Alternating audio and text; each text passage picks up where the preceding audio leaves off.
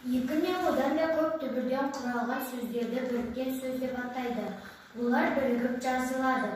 Мысалы, ала, бота, бал, қарағай. Баянауыл біріккен сөз. Ол екі түбірден құралады. Баян бір түбір, ауыл бір түбір. Ол екі түбірден құралып тұрса да бір ғана мағынаны білдіреді және бір сұраққа жауап береді. Балалар, біріккен сөз деген күрделі сөзбен таныстық. Біріккен сөздер екі немесе одан да көп түбірден құралады. Мысалы, қараңдар, қара, құс.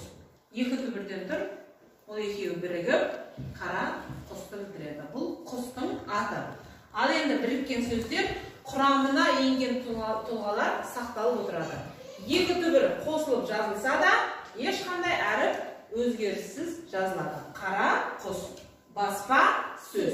Ал енді екінші жағдайда құрамына енген тұлғалары сақталмай, кейбірі дыбыстық өзгеріске ұшырайды. Мысалы, бота, көз деген екі түбірден құралған, бірақ бізде қай жерде дыбыс өзгеріске түсіп тұр? Көз болып өзгеріске түсіп тұр. Дыбыстық өзгеріске түсіп